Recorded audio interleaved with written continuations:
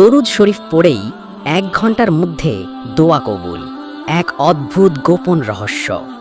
আপনি কি কখনো এমন দোয়া করেছেন যা বারবার করছেন কিন্তু কোনো উত্তর আসছে না? হয়তো আপনি একটা ভুল করে যাচ্ছেন। হ্যাঁ, ভুলটা হচ্ছে দোয়ার আগে এবং পরে দরুদ শরীফ না পড়া।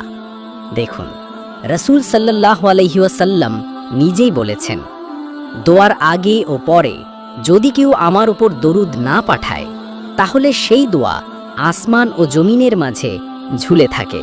তিরমিজি। দোয়ার রাস্তায় 7টি আসকার বা রহমতের দরজা আছে।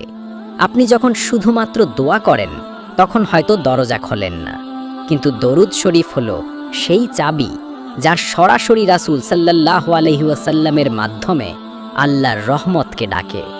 রাসূল সাল্লাল্লাহু আলাইহি ওয়াসাল্লাম বলেন, যে ব্যক্তি একবার আমার ওপর দরুদ পাঠায় আল্লাহ তার উপর 10টা রহমত নাজিল করেন। এই রহমতই আপনার দোয়ার ভেতর শক্তি এনে দেয়।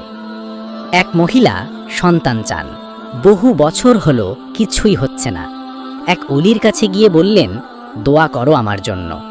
সেই অলি বললেন, তুমি আজ রাতের মধ্যে 1000 বার শুধু আল্লাহুম্মা সাল্লি আলা মুহাম্মাদ পড়ো, কোনো কিচ্ছু চাইবে না, শুধু দরুদ।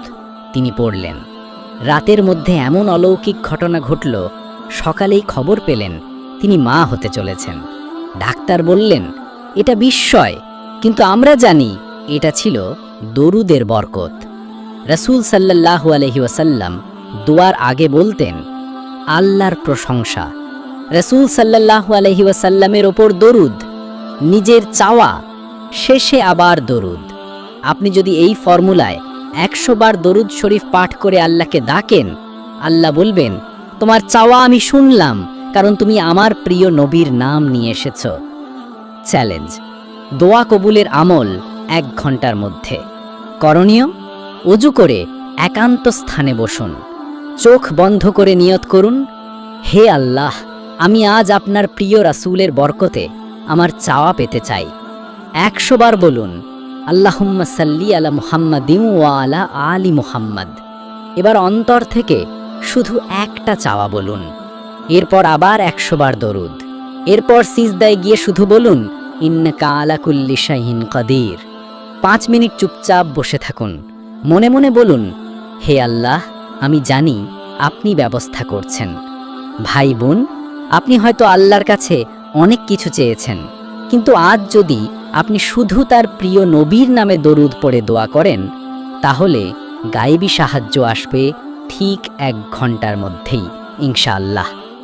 আজই চেষ্টা করুন। যদি কবুল হয় কমেন্টে বলবেন আলহামদুলিল্লাহ। যদি দেরি হয় চেষ্টা ছাড়বেন না। দেখুন, দরজায় কড়া নাড়লেই দরজা খোলেন, কিন্তু কড়া না থামালেই